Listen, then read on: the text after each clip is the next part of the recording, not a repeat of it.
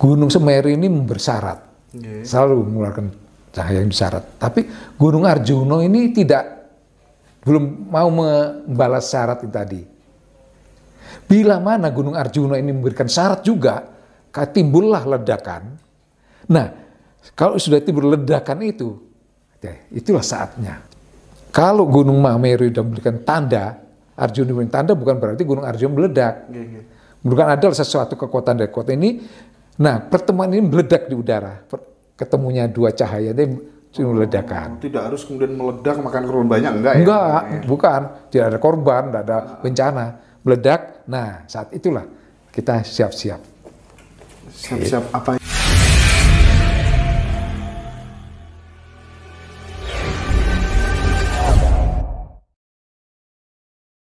Tidak tampak. Tidak tampak, belum dilihat oleh mata wadak, mata lahir. Jadi di alam itu memang ada bangsa jin, itu tempatnya sendiri. Terus bangsa halus ini ya, itu macam-macam di sini. Ada yang namanya ini tuyul, bangsa tuyul misalnya. Ini bangsa jin. Jin kalau cara agama itu ada jin Islam, jin kafir katanya. Ini yang beragama atau tidak, itu pun yang beragama pun tidak. Ini juga beda juga. Ini jin yang beragama Islam katanya gitu. Loh, ada yang jin yang beragama Kristen, yang Hindu, yang Jawa misalnya, ada di sana. Jadi terus kita mau apa? Itu kan orang yang nggak tahu di alam situ mengatakan, cuma ini jahat ini. Loh, mereka nggak ngapa-ngapain sama saya nggak dicekik, saya nggak dipukul. Makanannya ada. Makanannya apa, Pak? Normal seperti kita juga. Sama. Mungkin ada orang bertani juga di sana ya? Ada, betul. Mereka bertani juga. Ada nggak salah satu kenalan namanya siapa gitu barangkali? Nah ini, saya nggak bisa nyebutkan di sini ya. Datang nanti sebutnya. Iya. Jadi terus lain dengan leluhur. Leluhur bangsa kita ini muksa. Muksa tadi artinya apa? Dia kembali kepada sang pencipta itu dengan raganya. Jadi dia bisa kembali ke alam sini, kembali ke alam sana, sudah mendapat izin sudah di sini. Nah, yang demikian inilah itu masih meneruskan tentang cita-cita ke anak turun sampai sekarang ini. Nah, kenapa kok leluhur kita yang demikian hebat, tapi kita hancur demikian? Leluhur kita satu yang dipertanyakan. Contoh, kita kalau ke tempat leluhur, kita itu harusnya dengan tatanan kita. Duduk, laku jongkok, sungkem, baru ini. Tapi kok kalian datang ke tempat mereka dengan gaya-gaya Amerika, gaya orang lain, jelak-jelak duduk, jalan seperti buto atau raksasa, langsung itu. Ini bukan turunanku, langsung begitu. Ini kayak kewan gue. Nah, makanya kita juga dalam hal kehidupan bermasyarakat selama manusia itu ya sopan santun, nun sewu, ya nun sewu. Ya itulah yang dia kan, ini yang dipilih nanti. Tapi yang tidak melakukan ini tidak akan dipilih oleh leluhur kita. Iya ya. Sekarang lanjut naik Mahameru, Pak. Nah, dalam Mahameru ini saya akhirnya juga berangkat ke Mahameru. Itu dapat dawuh juga dari beliau, Pak? Iya, dari Paduka. Nah, saya datang sana. Awalnya saya ini memang orang pecinta alam. Terus terang dalam pecinta alam ini untuk topeng menutupi saya aja. Iya paham. Ya pecinta alam gini, tapi di situ saya punya misi lain, gitu lah. Ya masih, tapi di saat-saat yang tertentu saya berangkat sendiri. Contoh di Mahameru itu, kalau kita naik di puncak Mahameru itu ada 3 puncak mas sebetulnya. Orang tahu cuma 2. Di sini Mahameru, itu di para pecinta alam naiknya di Mahameru. Yang aktif kemarin meletus itu Semeru. Nah, kawain namanya Jonggring Saloko. Sebelah baratnya ada nama lagi, Meru. Itu masih gaib, tidak tampak. Nah, kalau Meru yang gaib ya? Iya, yang Meru yang gaib. Kalau kita di puncak Mahameru pas terang gitu ya, kan kita tampak di bawah sebelah barat itu ada namanya Ranu Kuning. Ranu itu danau warnanya kuning airnya. Saya pernah dua ekspedisi, 2 kali untuk mencari ini, tidak pernah berhasil. Di sana kan ada Ranu Regulo, Ranu Pani yang dekat desa, terus Ranu Gembolo Nah, itu yang udah umum kan. Ini Ranu Kuning. Nah, hingga pada saat saya berangkat sendiri. Akhirnya ketemu lah. Ranu Kuning. Ranu Kuning itu ternyata memang danau kuning. Di pinggirnya itu ada 7 gua. Warna airnya kuning. Kuning, mana Ranu Kuning? Danau kuning, karena airnya kuning. Itu ada guanya 7 di situ. Terus?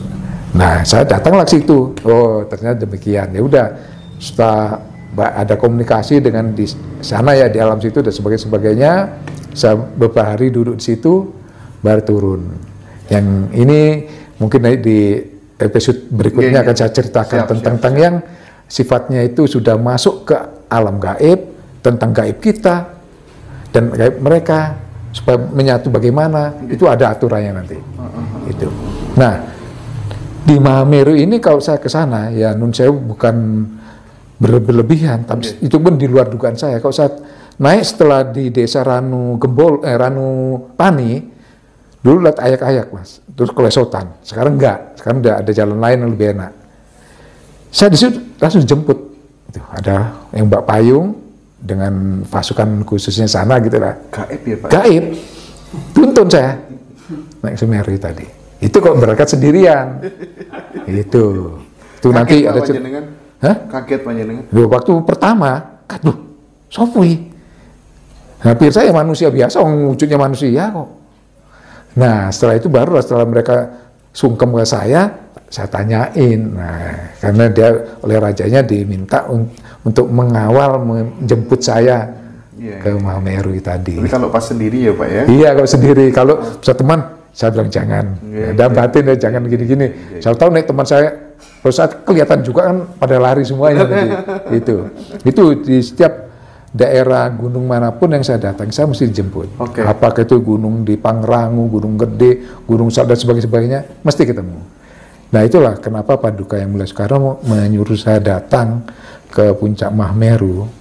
Itu memang ada sesuatu yang sangat dahsyat.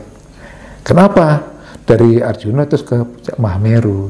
Itu memang ibaratnya ada bahasa orang-orang dulu mengatakan Gunung Semeru ini bersyarat, selalu mengeluarkan cahaya yang bersyarat. Tapi Gunung Arjuna ini belum mau membalas syarat itu tadi. Bila mana Gunung Arjuna ini memberikan syarat juga, timbullah ledakan. Nah, kalau sudah timbul ledakan itu, itulah saatnya. Gunung Arjuna. Iya. Jadi Gunung Arjuna itu masih aktif sampai sekarang? Sebetulnya para gunung itu tidur semuanya. Tidur aja. Jadi dikatakan gunung yang tidak aktif, yang dulunya aktif itu tidur. Tapi dalam pengertian ini itu bahasa sandi ya.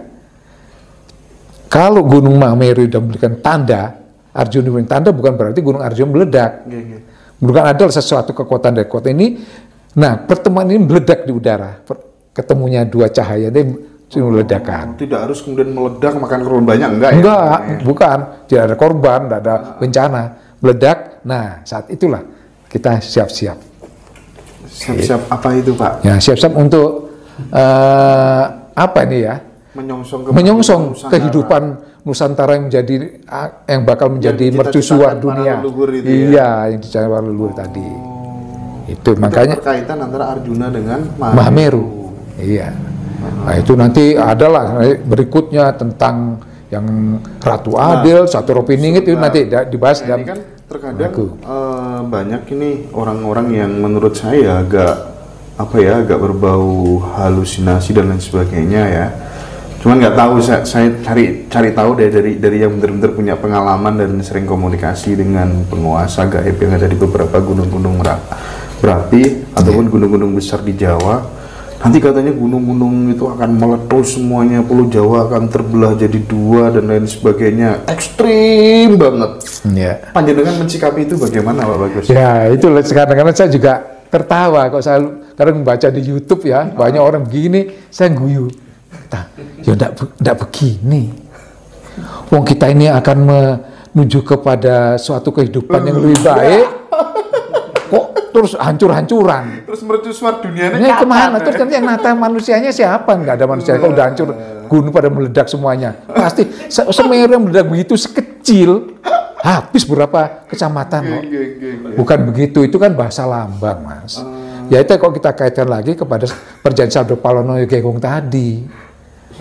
Ledakan ini menunjukkan tanda ini sudah masuk saatnya kita kembali kepada jati diri bangsa Nusantara gitu. Masuk akal, masuk akal. Oh, kalau Pulau Jawa pecah jadi dua, waduh kasihan kok pecah jadi dua, itu yang tengah kasihan Mas. Oh Jawa Tengah itu entek kabeh. Candi Borobudur habis. Loh, di mana sepeninggalan? Itu masih ada candi yang lebih besar daripada Candi Borobudur. Masih ada candi masih dua candi lagi. Dua candi lagi. Iya, yang belum tampak. Itu lokasinya kira-kira di Jawa Tengah, Jawa Timur, Jawa Barat? Satu Jawa Tengah, satu perbatasan Jawa Tengah, Jawa Timur. Itu Mas. Dapat informasi dari mana, Pak? Ya, pada waktu itu Paduka Yang Mulia Soekarno ini pernah masuk di satu bangunan yang sangat gede tadi, mungkin sudah 12 kalinya Borobudur lah.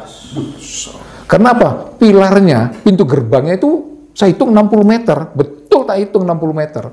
Orang nggak tahu kalau itu gerbangnya candi, karena ketutup tanah. Itu, Mas. Itulah tersimpan kitab-kitab bangsa dunia ada di situ. Nah, Bung Karno pernah masuk ke situ waktu itu dan dibimbing oleh Prabu Angling Darmo. Mau percaya mau tidak, saya nggak peduli. Itu leluhur saya dan saya tahu persis kok. Itu Mas. Itu saatnya kan terbuka juga.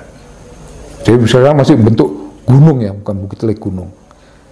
Karena apa? Ini kira-kira kalau dipotong 2 meter ke bawah, 2 atau 3 meter, itu udah bentuk candi. Karena pada waktu pernah longsor karena gempa selama 7 hari, 9 hari, sorry. Gempa itu 9 hari, gempa itu 7 kali. Itu longsor 50 meter. Saya lihat, batu. Loh, ada tulisan apa? Bukan tulisan Jawa yang sekarang, bukan. Itu saya catat di dalam kepala aja lah, dari tahu gitu ya. Logika kita kan bicara, kalau sekarang 2 meter di bawah tanah ini itu batu, kok bisa subur tanaman pohon-pohonan situ? Jadi itu ada aliran air ke atas, mutar, turun lagi mutar. Jadi kok sayang teknologi Sanjo nggak mampu lah kok segitu. Itu bisa, leluhur kita sudah sampai di situ Mas, mengalirkan air ke atas gunung, sampai turun lagi, naik lagi. Itu gimana? Dia subur pohon-pohonan situ. Nah itu ada kaitan saya di Belanda itu. Nah sudah sampai saya catat aja, oh ini ya sudah. Saya sekarang udah tertutup tanah lagi karena tanah lagi. Saya masih sering lah saya sambangin gitu. Iya. Nah dari sini akhirnya saya semakin yakin tentang ajaran-ajaran leluhur kita itu tidak kalah dengan ajaran-ajaran bangsa-bangsa yang lain. Yang sementara ini kita di musik-musikan biarlah yang masih alamnya mereka yang menang. Jadi sekarang tapi kondisi itu Pak, sekarang kan memang ya kita di musik-musikan, di sirik-sirikan itu masih berjalan sampai saat ini. Iya. Karena ya mungkin merasa mayoritas atau apa. Iya, mayoritas. Panjenengan meyakini bahwa kondisi akan berbalik total. Pasti berbalik total. Karena leluhur kita itu sejak dulu sudah menyiapkan apa siapkannya? Tatanan. Kok tatanan hukum atau undang-undang wiwitan itu sudah ada. Harta ya, namanya harta. Apa ya, kalau kita mengatakan sekarang ya harta duniawian lah ya, emas dan sebagainya, berlian sebagainya. Itu memang ada Pak? Ada, lengkap. Dari masing-masing kerajaan itu hingga saat ini tersimpan dengan aman. Tidak bisa diambil. Katakan ada kiai hebat, pernah saya lihat di daerah Cirebon dulu, saya waktu nginap di hotel, kok ada bisa bisik seorang kiai yang katanya ampuh sama orang, ternyata malam itu dia ngambil emas. Dapat waktu 2 kuintal. Saya ingat gambarnya Bung Karno, kecil-kecil. Tapi ya palsu. Jadi tetap dia bisa tapi palsu. Nggak bisa yang ngasih, nggak bisa.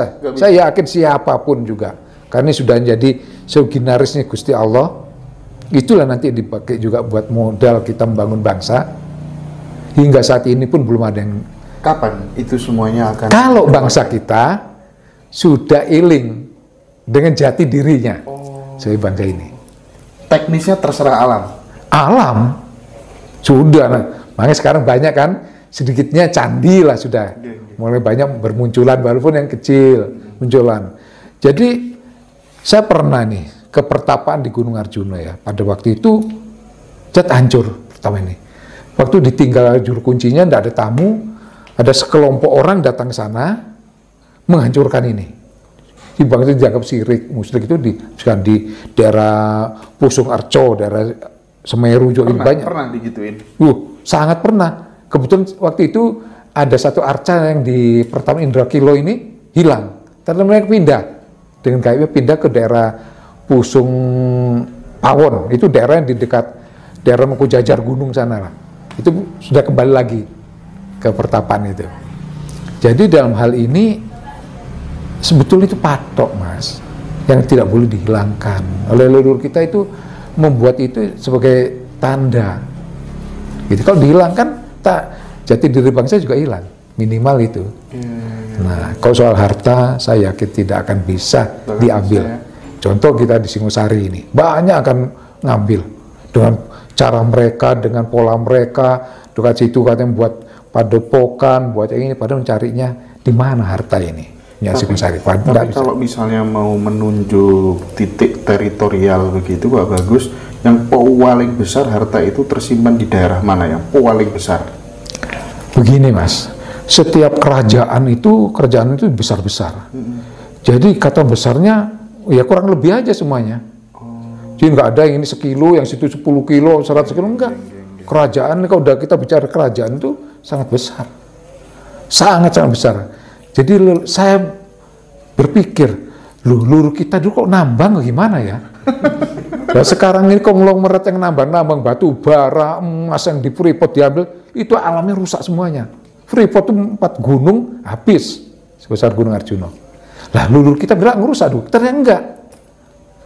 Leluhur kita tidak pernah nambang, tidak pernah menggali tanah. Apa? Bisa menciptakan sendiri, Mas. Ada ilmu untuk menciptakan emas, ilmu untuk menciptakan berlian. Itu leluhur, makanya alam kita tertata rapi. Tidak merusak alam. Kenapa? Leluhur kita sadar yang dalam bahasa agama itu khalifah Allah di dunia, hayu-hayu di bawono, tidak merusak. Memberi kehidupan kepada seluruh ciptaan Tuhan tanpa pandang bulu. Contoh sekarang, kalau hutan itu kita habisin, di situ ada makhluk halus yang tempatnya menjadi rusak, mereka marah. Nah, timbullah banyak orang kesurupan, banyak alam yang desa yang rusak. Nah ini karena tidak ada keseimbangan di situ. Ya itu, Mas. Live-nya saya matikan karena banyak yang tertarik. Ini biar penasaran, biar lihat YouTube aja. Kok saya udah terang-terangan apa yang gini. Mau siapa yang berontak, ya monggo, saya akan ceritakan. Ayo ikut saya ke gunung. Kalau nggak percaya, laku di situ yang menurut saya.